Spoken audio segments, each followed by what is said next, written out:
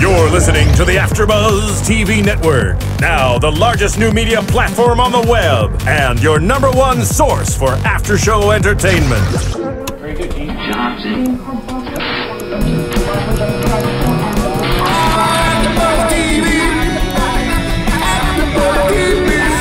The AFTERBUZZ Studios in Los Angeles, California. Presented by Maria Menounos and streaming live thanks to Akamai Technologies. This is AFTERBUZZ TV's Arrow After Show.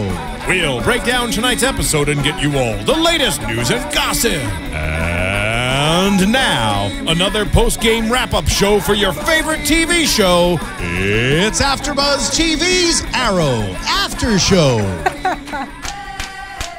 Better. That's what the song makes me want to do, but nobody cares. Hello, everybody. Welcome to AFTERBUZZ TV, the Arrow After Show. We are in the second to last episode before the finale, which makes me super excited and sad all at the same time. So tonight we will break down Streets of Fire, starting with our introduction. Hi, everyone. Yael Tygiel here. What's up, guys? Welcome to Studio C, where we got it blasted from 8 to 8 from 9 to 9:30. That's why he messed What's up? How you guys that doing? I didn't know what time it was. Glad to be back. Glad to be here. Name's Mowgli. Remember it. Oh, you going to tell us where to find you on Twitter? Yeah, because you got No. What? What? Well, then I'm going to take this opportunity to tell everyone where they can find me on Twitter. That's right. You can find me at Yael Tygiel. That's YAELTYGIEL. And I will be responding to your tweets if you tweet at us. Yes. Yeah. And I will be leaving my Twitter handle as well, even though I like to use my phone as a steady device for my iPad. But you can still tweet me at KissMyPassport. So going into tonight's episode, it was packed and loaded with tons of action. Yeah. Seriously, I was furious when I was taking my notes. Like, there's so much going on. But the opening scene, we saw some teasers on the CW, was Laurel for the first time picking up an arrow. Mm-hmm. And I thought, Omen. What'd you guys think? I was not impressed by her arrow shooting skills. I'm sorry, fans. Don't hate me. I was like, what is she doing? She looks dumb. She doesn't know what she's doing. It's the first time she's ever picked it up. Yeah, and you're excited about that? No, trust. She should not be touching his arrow. I concur. She does not need to go near his bow. Yeah. Ladies. But I will say that, it's her first time. I will play devil's advocate and say it's the first time she's ever shot anything. Mm-hmm. At least she hit the target. Which I can't believe. If anybody's ever tried to shoot an arrow, it's really difficult. It's super Your difficult. first time. Yeah. Yeah, that's my major point. There's no way she would have, it was perfect. Okay. It should have shot and flew behind her or something on accident. It should have fallen. It would have just been easier to have her throw the arrow. Yeah, I totally thought that's what they were going to do. That would make sense. Honestly, I can't shoot a bow and arrow. It's super hard. The string tension's unbelievable. You have to really pull back. Yeah. Yeah. And there's just so many things. It's ridiculously hard. The other thing I caught too, though, is once he talked her through it, explosion, he got her out, grabbed her by the hand, and they left hand in hand. I was like, no, that's another Omen. Stop that, CW. I think it's safe to say, basically, on this episode, that they're trying to cram so much information in to try to make the season finale work well. Mm-hmm. And with so many storylines that have so little congruency with one another, it's so hard to try to make that work together. You got Barrowman coming back in right now. Mm-hmm. You've got, obviously, the storyline for Black Canary with her sister. You've got Arrow. You've got Slade. You've got all these storylines coming in right now that all need to be finished up. Yeah. The blood storyline, and they all need to come together, and they all need to synchronize for a season finale, and it has to happen by daylight. So, as you can imagine, there's a lot of loose ends in this episode. Oh, absolutely. Yeah, I think we all noticed that. One of the things... if we could have had enough time to train Laurel to shoot that arrow, it would have made a lot more sense, but we just didn't have that time. Yeah. Right, That's the real problem. Well, what I was going to say with you talking about all the loose ends and what have you, something I had read, actually, Mark Guggenheim, one of the producers, was saying they do that in a sense on purpose because what they're doing is they're planting seeds. So they did it last season. Season 1 to Season 2, they did little things so that way Season 2 could build. Right. Season 3, they're changing everything. And I wanted to talk about this in News and Gossip, so I will discuss the rest of it later, but he is definitely purposely creating a lot of things so that way they have a lot to work with going into Season 3. That makes sense, yeah. Definitely. But, it does suck for this particular episode because you have so many things that are trying to come together at the last minute. It is frustrating, and I can imagine that. Like the idea of watching the fight go down between Michael Merlin and one of the Mirror Crew soldiers. Like, come on. he was like straight up just blocking his punches. There was like, it was no feng shui with that fight, you know? It was kind of hard. Oh, you know, I was a little bit confused. I mean, we are going to travel that way, but I was a little confused because I thought he died at first because he's fighting, and he's over this guy's shoulder, grabs an arrow out of his thing, kills him, and you think, yes, that's one for the team. And then all of a sudden he falls to the ground and he's out. I'm like, whoa, really? You had enough energy to kill him. And I didn't know if maybe he fell over to the ground because he had gotten arrowed, that shot. Yeah. As well. I could have been taking notes when that happened. I'm not sure. No, it did look like when he fell over, the arrow was in him. Right. But it didn't, I guess when he got up, it wasn't. The thing that really... Wait, arrow was in... Arrow was... It looked like the arrow had gone through the guy into himself. Oh, no. It was in the guy.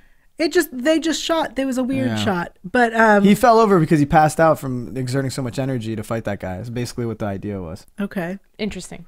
Well, so you wouldn't think that somebody that highly trained, somebody that almost beat Arrow last season, would collapse over that fight. But you've seen how Arrow's reacted to fighting these soldiers. He's gotten his butt kicked way harder. Yeah, but I feel like Malcolm Merlyn is still one step ahead. Maybe not anymore because through season 2, the Arrow has developed so much more. But back in season 1, when he was fighting the Dark Archer, the Arrow was like, boop, you know, just out. Grant, like I said, he was still in the beginning stages of himself.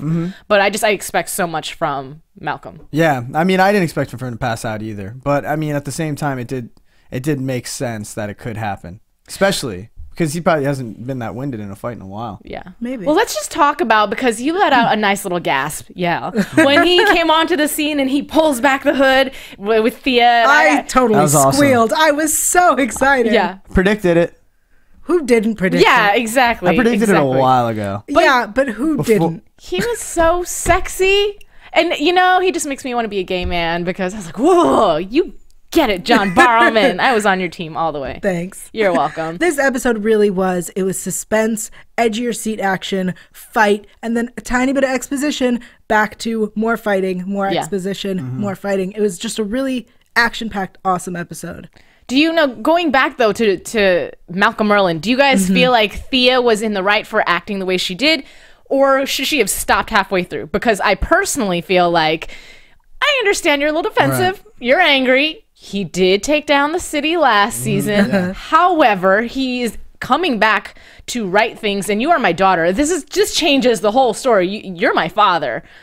But she is so just wall up, not hearing anything. This whole second half of the season, she's been everything's, you know, she's defensive about everything. Right. Everybody's lying to her and out to get her, and she's woe is me, victimizing herself. And I think that she's still in tantrum mode.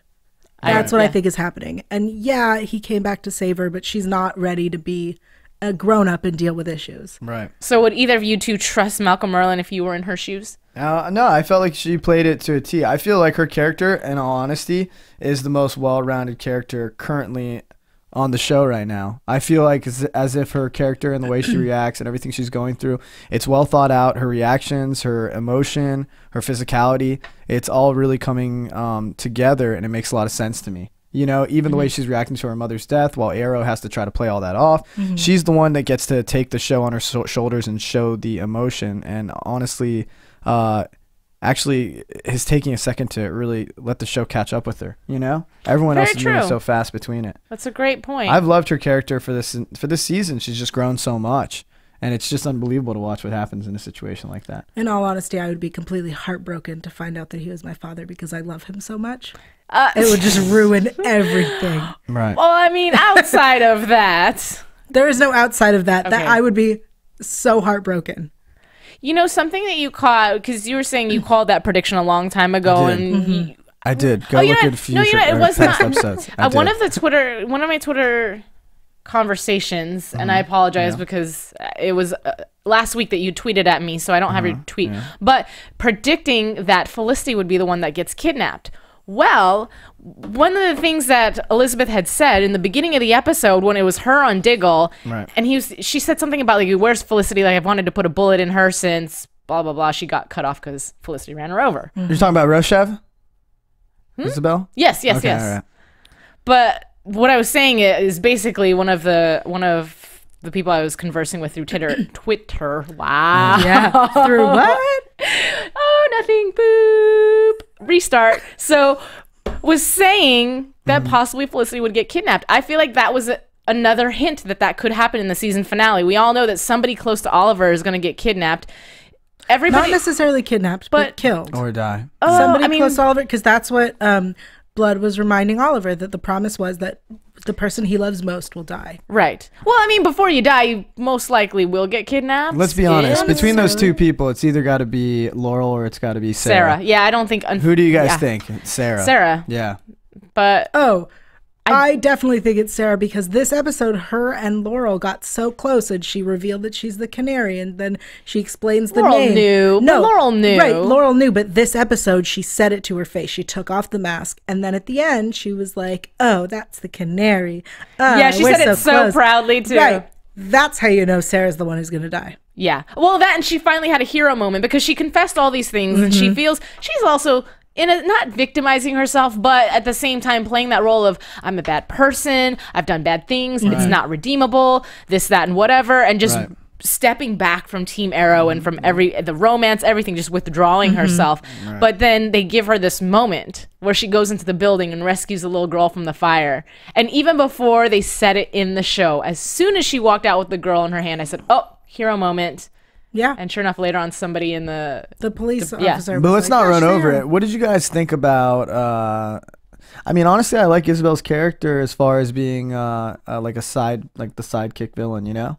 I think it's really cool, and I like her costume a lot. I know you guys probably talked about it last episode. I love her. Yeah, she's really attractive in that costume. She's Summer Glau. Summer Glau is attractive no matter what, even with her stupid... Can I just say how when she killed Brother Blood, that her hair was blowing in the wind? It was like someone had a fan on her, and it was doing one of these as she stood there and sworded him, if you will. Badass. Yeah, she moves so fast. Probably her hair just flew back. I just want to know, why is it that she wants to kill Felicity?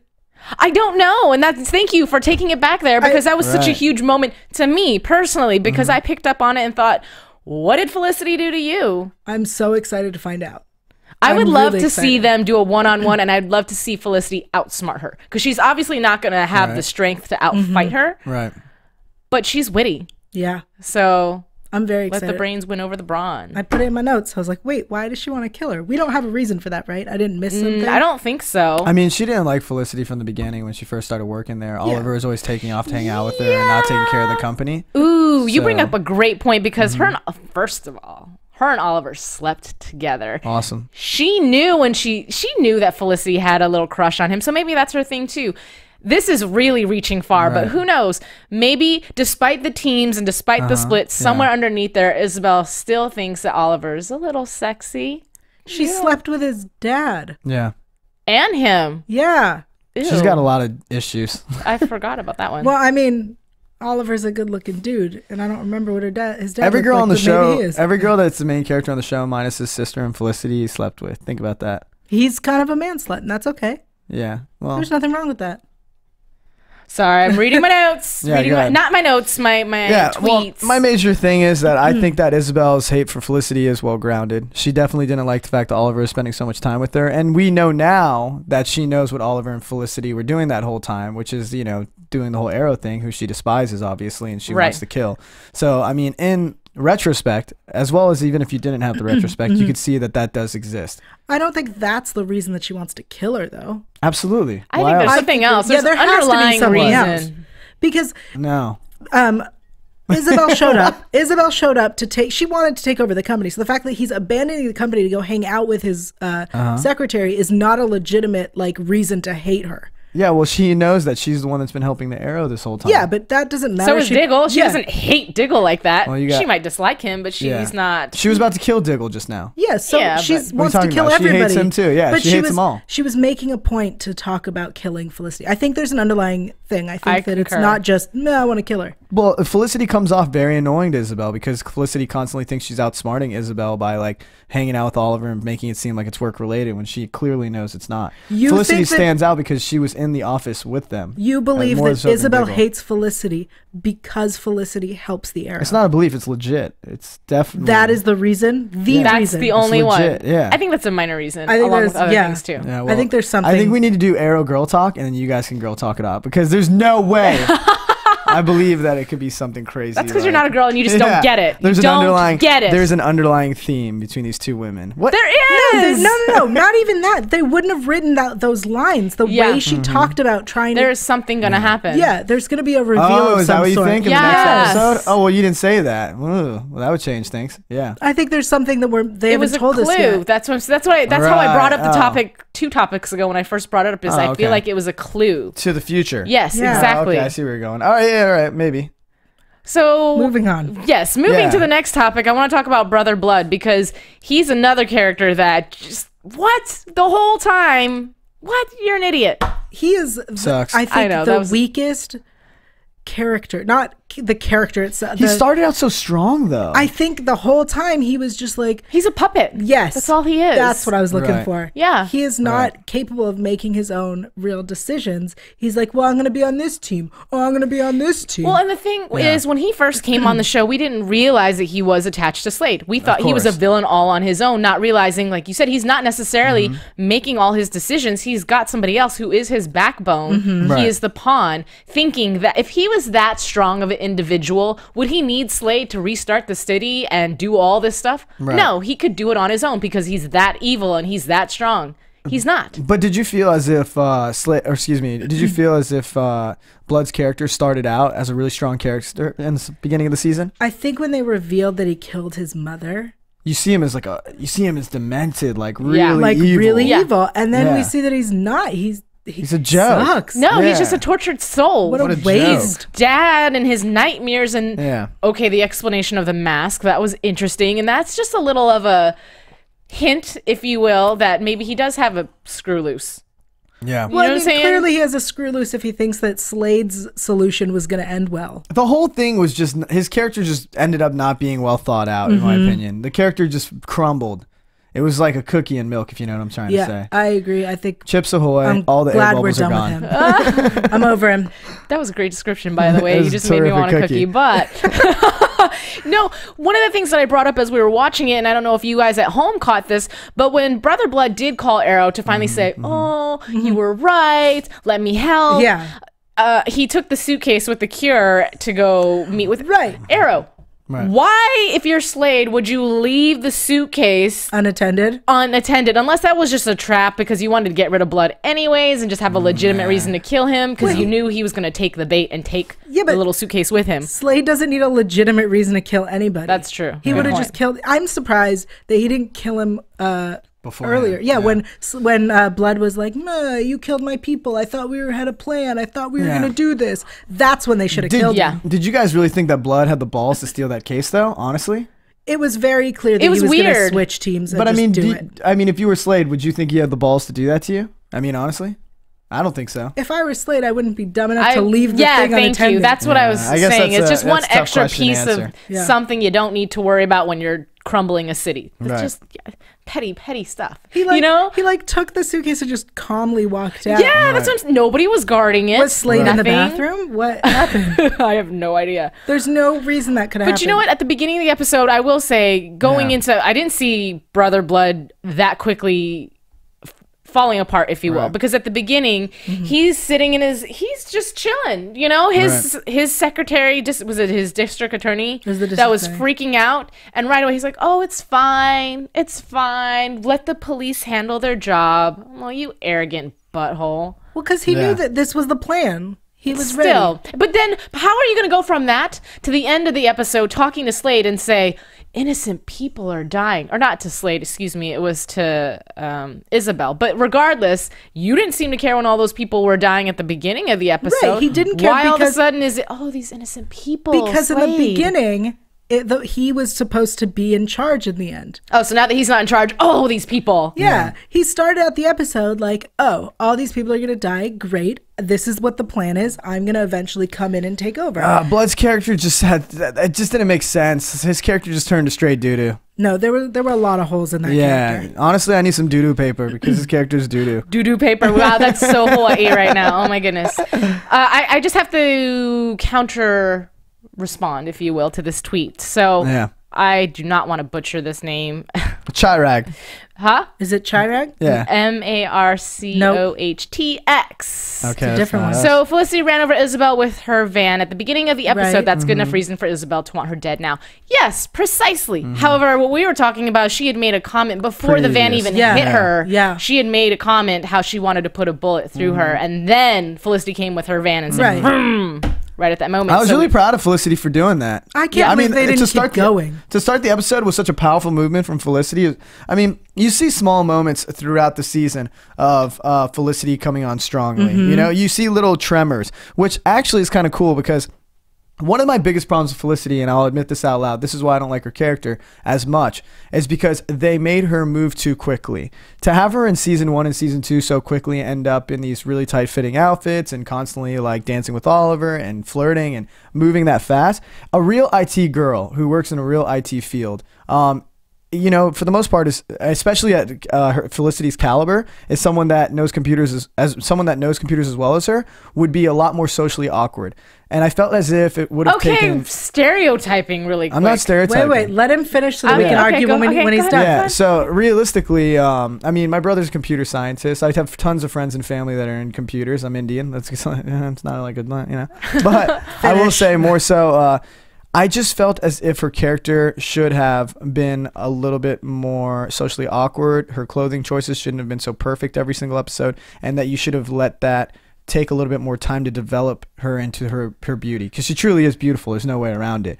And I found that by not developing that character that way and starting her off just being a very powerful and strong IT girl that, you know, has a crush on Oliver, it made it really uncomfortable to me. But what I will say is that what they've done is they slowed down her character quite a bit. If you guys haven't noticed, they've taken us back from the idea of him and her dating. They've pushed it away from our minds as far as possible. They've been attacking the Felicity movement, obviously. And what it's done is it's given her time to actually develop more into that character, which is great. Because now I'm seeing her slowly say, I don't know what my part is in this team. You know, Sarah can do this. She can hack computers. You know, where do I belong? And then slowly she's making these small strides that are turning her into a very powerful character that has a lot more longevity than what she had before.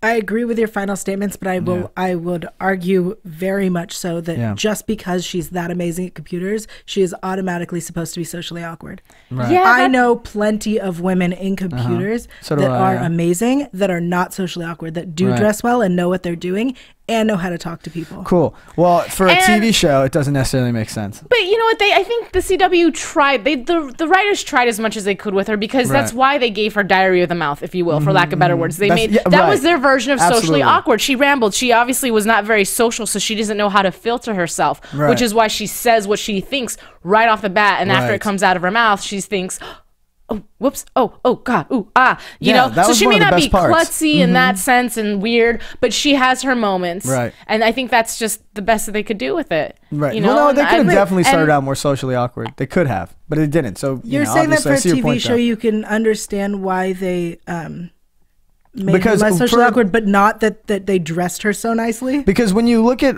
this is the point I'm trying to make here. Her position in the show is so important because she's literally the closest person to Oliver from a female perspective. Right. Closer than Laurel, like all Felicity fans will agree, and closer than Sarah.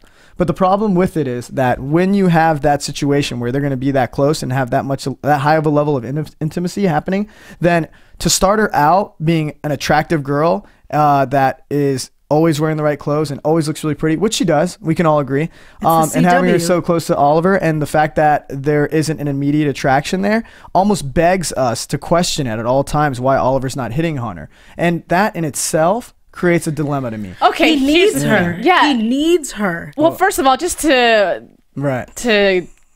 gosh, I'm gonna lack for words right now, but to counter argue what you're saying as far as you know, her dressing well and this, that, and whatever. She works for Queen Consolidated. It's a very uppity company. It's very prestigious. So of course you're gonna come to work well put together. She's young and she's smart. There's nothing wrong with that. And you're beautiful. You come out how you come out. Do you see the difference between the way she dresses and Isabel dresses? No.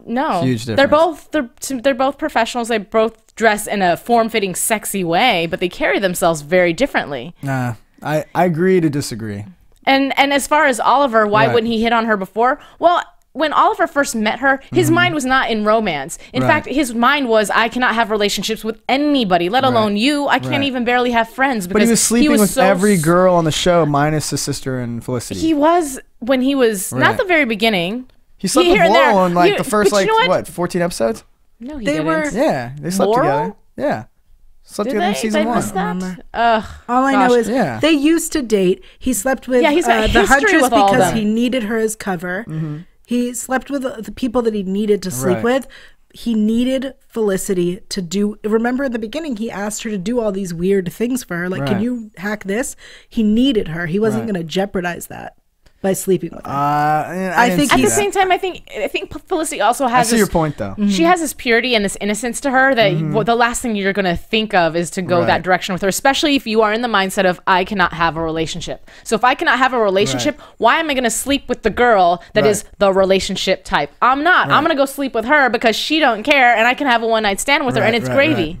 I'm gonna speak for our Twitter followers and say that we should get back to this episode. I concur. I apologize. I've been using that word all night long. I apologize. I want to keep that discussion going. Yes. I just feel like our Twitter followers will not. Right. Tracy's got a good point. What's that? She said, "Don't perpetuate." She said, "I get what Mowgli's saying, but bro, don't perpetuate the stereotypes." Don't get it wrong. I'm trying to state strongly because of the fact that I want everybody to understand my point here.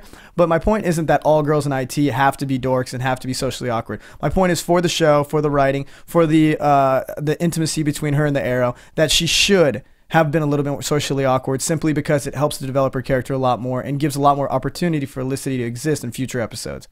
Thank you. Nice. Yeah. But okay, now, so anyway, you know, I want to talk about towards the end of the show. There's a whole army coming into Starling City, and at first, and it's not the army. Okay, well, taking it back, Detective Lance is the one who says, "Hey, we need special forces. The lieutenant is over here trying." Who said that? Detective Lance. Detective Lance is exactly where I was going with this conversation. He's the one, and I love that they finally had that moment because the lieutenant is the one who took away his badge the first time, threatened to take away just the police badge in general, and finally you have to say, "Hey, okay, I guess for the better of the city, we can call the vigilante." And Detective Lance says, "The Arrow." Yeah, he even corrects him. Whoa, what about the fact that he took out Miracru's soldier? With the grenades. How awesome was that? Oh, he had his moment. He finally's winning after everything he's been through. Well, he's been losing a lot. We learned this episode that the way you get through these soldiers is to blow them up. Yeah. Just carry a grenade, you'll be cool. Yeah. So either way, going back to and even with how strong these soldiers are, none of them are as well trained as Arrow or Slade. So this is possible to blow them up, easily. Yeah. Well, no, I was just going to say, going back to the army, the reason we thought it was an army of people, but time-wise it was impossible. Yep. So we find out that it's a whole troop of people from Argus. Yeah. Argus. Right. And of course, Amanda Waller being very stubborn as she is. Right. You have until dawn. They plan to level the city. Yeah, just get rid of it. No big. Yeah. We're just going to get rid of it so that, I understand where she's coming from. Let's not, small sacrifice in order to save all the surrounding cities. But, at least try. Couldn't they have told, like, the people who were watching the news, like, hey, get underground, get out to safety, like... Who's really watching the news right now? Would you be at home watching the news? The police, Slade, and the Arrow. They're only people, and all the people that are involved, but all the innocent bystanders, they're probably running for their lives at this moment, so the TV may not be on. Right. Here's my question. I have a question for you guys. Yeah. My question is, so, this is something that kind of mystifies me right now. With Slade's vendetta against Oliver, you find that Slade should be targeting Oliver specifically and the things he loves, right? But how did he predict, or how did he decide, and why did he decide to try to destroy the whole city? He says that Oliver loves the city. That's his plan. He said he loves this city. But then how did he think that 50 soldiers would be sufficient for them to want to blow up an entire city? How did he think they'd want to blow up an entire city? But maybe he thought that the 50 soldiers alone were going to take out the city anyway, so it doesn't matter. Sense. And maybe he was going to explode the city thereafter. Right. Yeah. If it is to get rid of 50, the soldiers. Right. It could even be 100 for all we know. Yeah. Either way, that makes a lot more sense. I know we have to start wrapping up soon, but the last thing I want to talk about is what we are left with, which is the cliffhanger of Malcolm waking up from his passed out state of mind. Right. And going back to Thea's just saying, I am your father. I'm the only thing you have. And for a moment, I thought they were going to have a connection because he's saying, you have my eyes, if you will, the eyes of somebody who's lost so much, and I can relate to you, and I can this and I can that, and bam, she shoots him. There was a Twitter theory. That's why I brought it up. Thank you so much for your theory. No, that's all you. One. I really Chirag. Do it. He needs work on his name, but Chirag. Don't say that. No, we just don't know your name, and we apologize. His theory is that Thea didn't shoot Malcolm, but he shot one of the Slade thugs behind him. That's an excellent. You know what? This kid's onto something. That's a great theory. Originally, my theory, right before we see the gun go off, is that she's going to join the League of Assassins. If you guys want to follow someone that knows what's going on, he pays attention to detail. Chirag P1587. He's all about arrows, dude. I'm really impressed with that comment. Well, my theory was that I think he's right. I just like that you were watching the show and you're like, he can't die again. Did he just die again? No. Did he make him die twice? I was like, no. so upset. Oh my goodness. What did you think? You thought she shot him? Yeah. I thought bulletproof. I'm like, she shot him, but he's got a bulletproof vest. Chirag blew me out of the water. 1587. Amen. My notes say Merlin can't be dead. It's true. I won't allow it. I love him so much, and I can't deal with. I'm gonna start crying. No. Oh my God, he can't die. He won't. Not yet. It's too soon. We still have a season finale to go, which I know about you guys, but I'm really excited. They've done such a good job of building up the momentum for this last one. Yes, sir. If I may, before we close it out, though, I have to ask you guys. I don't know where you guys are at with Roy, but I'm not feeling. I just want to know what you guys think. Can you believe they're testing it out on him? I'm not feeling Roy's character right now, but I don't hate Roy and I don't want anything to happen to him. You can't feel him. He was unconscious the entire episode. I just mean, like, I don't feel where he's going right now. Honestly, the cure can't work entirely because if it works, then what's the point of him? Yeah, unless he's cured and then he gets trained to be a fighter, because otherwise his only asset to the team at that point was his strength. Yeah. Interesting. Yeah, I thought it was a huge point of the show because, testing it on him. I think the way that Oliver looks at it, because Felicity was obviously very upset, but the way he looks at it is either we test it on him or we're going to have to kill him anyways, because at this point there's no turning back. He is just so dangerous. May as well. What do we have to lose? They had to test it on him because if they didn't, they'd use it on everyone else and it may not work. And it could make them stronger. And then they don't die. Yeah. Well, anyhow, I'm glad that we talked about that, got that subject out of the way. Let's get into some news and gossip because we've got some cool stuff for that as well. AfterBuzz TV News. All right, so for tonight I have 3 episodes. There was actually, Raymond, you gave me a video a long time ago. I couldn't play it, and so now I have it. It'll pull up in just 1 second, but it talks about, it's already pulled up. Good job. Okay, so this is Emily Bett, obviously, Emily Bett Rickards, and she's talking about where she came from, because all these other gentlemen were working on TV shows, this, that, and whatever, and then she gets the call for Arrow. Great episode for her. Daycare. She was working at doggy daycare. And my dog and I would go to work every day together and have a nice little chat about where I was going with acting. Me and my dog, she talks back. And I would sit there with my sides in my hand, and I remember getting this audition, which was the episode 3 when Oliver brings Felicity a shot up laptop, and I was going to see Taming of the Shrew that night, and she mentioned Shakespeare, and I was like, oh man, this girl's so smart, like, this is the best character, I love her, she speaks so fast, and I was like, I'm just gonna go in there and audition, but not really thinking about the part, just being able to play her for that moment. And that's what you want to do. Hey guys. Emily was supposed to be in 1 episode, and she took that character, and we could not make this show without Felicity Smoke. I was still working. Wow. Wait, keep going. Hold on. I was still working at that dog daycare up until like episode 18 of first season, so lots of time with dogs. Anyway, okay, so that was our episode. Our clip. And the reason why I loved it so much, the beginning got cut off a little bit, but what she was saying is that, you guys were working on all these shows and I was working at a doggy daycare. And to me, the reason I loved it so much is because in this business, you don't know. One day you are working just a job and you're not at your career yet and you don't know, you're ready to give up, and then all of a sudden this big moment happens and now she's on a television show, reoccurring role, but now a permanent role in something as huge as Arrow, and that's so amazing and good for you. Yeah. Seriously, that's so amazing and inspiring. And now this I just thought was hilarious, so I had to play it.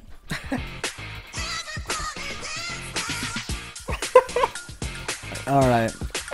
We officially need to get you away from YouTube. Yeah, no more videos But from really, you. who thought of this? Willow. That's hilarious. Get it?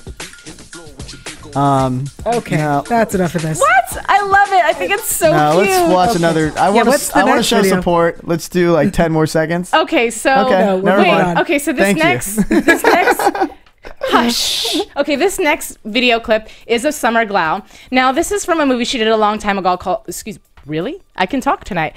This is from a movie she did a long time ago called Serenity. Which was the sequel to Firefly. Oh, and so she had a lot of fight scenes in it. And I basically, saw this on Twinder. This is a behind-the-scenes look at her fighting and training for it, because this is when she really started to fight and train. And prior to this, she was actually a ballet dancer, for those of you who did not know. So it helped her because she was able to pick up the choreography really well. She had flexibility, agility, and I'll stop talking so you can actually watch the clips. I work. Oh, she's a boss. Be able to do the fight scenes myself. Good, breathe.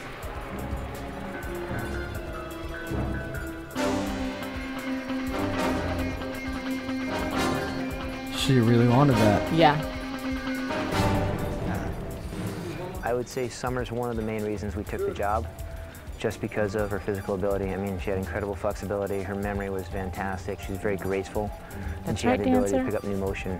She's a beast, dude. Look at those look at that flexibility. Yeah. Well, I mean, she's a ballet dancer. Yeah, she's a boss. Look at those glutes. She knows what she's doing. A lot of unique, different things that he hasn't seen before.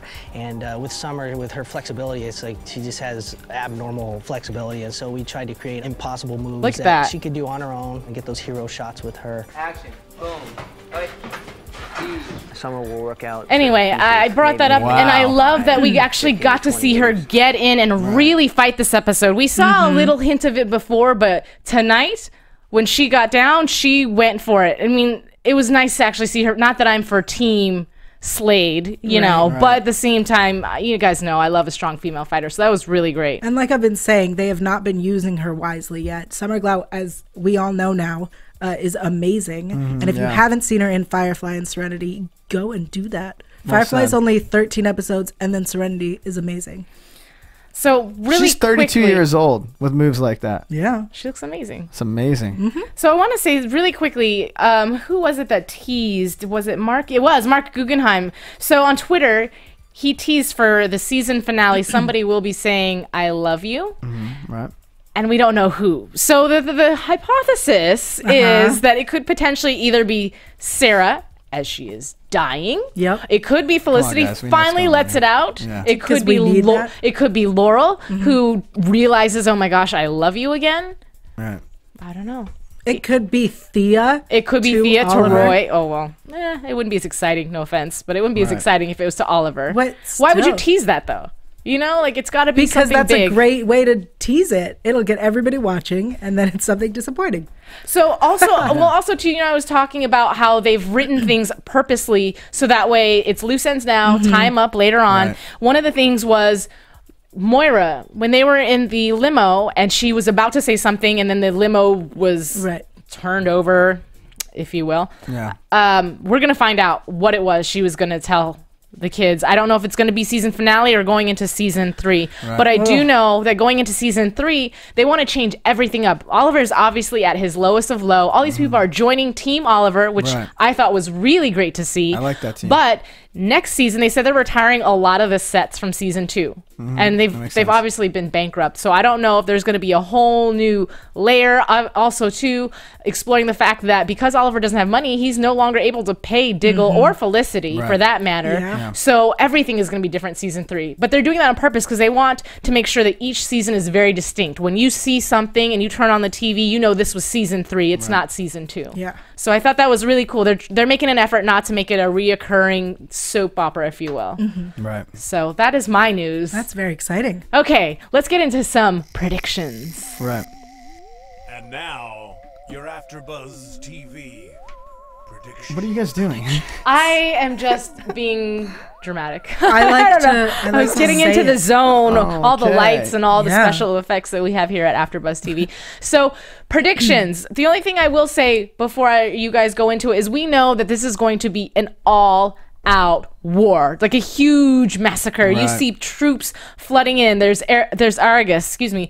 There's now John Barrowman, excuse me. Wow. Malcolm. And I think that like the rest of the Suicide Squad, we haven't seen Nysa Ghul yet. All these people are going to come in, and it's going to be a full-on explosion, for lack of better words. But the cool thing about it is all these people, for one moment, even the villains, are going to be on one team fighting off Slade. He is the ultimate. Now, whether or not he's actually going to be killed, I don't know. But I'd like to hear what you guys think about that. I think if he's the ultimate, what kind of villains will they have afterwards? That's just something to think about. But I think that I'm hoping that Malcolm is alive, and I think that Thea will join the League of Assassins. Really? Yeah, because that would be amazing. It would make sense. Yeah. Also, I think that Sarah is going to die. Yeah, that makes sense. Those are my predictions. Well, then, Mike, what are your predictions? I definitely think that we have to take into consideration the fact that Sarah will die at the end of the season. She won't be dead to us. We'll see her in other ones, but that is absolutely my prediction. I think that with Slade, you got to remember that you can't have a superhero without a supervillain, and they're always going to exist. You know, so even if Slade gets taken down, you still have Argus to think about. The fact she was going to blow up a whole city. Amanda Waller's always, even classically through the comics, has been someone that goes back and forth between being good and bad, and more ultimately, she hangs out with guys that are bad. She was going to blow someone's brain. She would have blown that guy's brain up. She had like the bomb planted on his backbone and stuff. So Amanda Waller definitely steps out to me as being somebody that they're really going to have to worry about moving into season 3. Oh, good. Oh, no, I was going to say, there is, I don't know if you guys knew this or not, but there's actually a petition going online to get Harley Quinn into the episodes more. Will never happen. There's no way. You don't think so? I think that was an Easter egg. Season 3. Because Harley's attached to the Batman series and saga. She's attached to the Joker. If you bring Harley Quinn in, you'd have to do it like I mean, she was so young when she even met up with the Joker. It'd be so hard for her. She was like a young psychiatrist at Gotham Asylum. So first off, if you had her even playing that character as like the Joker's, I mean, she was the actual Joker, like the card, the Joker. That's the outfit she wore. So that would be really hard to watch her step in as that character. It'd have to be pre, or if it's post, then you have to also assume that Joker exists. And to do that to us and not give us the Joker and give us Harley would be very frustrating. I think they might bring her in way in the future. As bougie. For an episode or something. But that's prediction. So you can predict. Yeah, you can predict anything. You can predict. You can predict anything. That's all. We are the warlocks of the room right now. We can predict I'm just anything. saying, if they do bring her in, it would be a one-off episode. I agree. It wouldn't be a big deal. Yeah, and that would be a waste. I agree. All right, well, I think that wraps up our predictions for this evening. So I'm so sad to say, like I said earlier, this is the second to the last episode to the finale, so we're super excited for next week and can't wait to talk to you about it then. So before we leave, please leave your Twitter handles one more time. Oh, yeah, please. Hey, guys, actually, my Twitter is at mmowgli, MMOWGALI. Feel free to follow me. I got a lot of big stuff and a lot of good things that are going on my Twitter page. But also on Facebook, you guys can go ahead and like my fan page there. I do stand-up all over LA and other places as well. And you can find it at facebook.com/mmowgli, MMOWGALI. It'd be great to get the numbers. I'll make it worth your while, guys. Ooh. Yeah. You can find me online at Yael.tv. That's YAEL.tv. And on Twitter, Instagram, YouTube, and Google Plus at Yael Tygiel, YAELTYGIEL. And once again, I'm Alikona Bradford. You can follow me at Kiss My Passport, or you can find my website, www. I may have added too many W's. Alikonabradford.wix.com/television host. Thank you again, and we will see you next week. Good night. Buzz. From executive producers Maria Menounos, Kevin Undergaro, Phil Svitek, and the entire AfterBuzz TV staff, we would like to thank you for listening to the AfterBuzz TV network. To watch or listen to other after shows and post comments or questions, be sure to visit AfterBuzzTV.com. I'm Sir Richard Wentworth, and this has been a presentation of AfterBuzz TV. Buzz you later. The views expressed herein are those of the hosts only and do not necessarily reflect the views of AfterBuzz TV or its owners or principals. Thank you for watching AfterBuzz TV on YouTube. For more of your favorite after shows and interviews, subscribe to our channel here, and be sure to share your opinion on the episode in the comment section below here. We'd love to see what you guys are buzzing about. Thanks again. Buzz you later.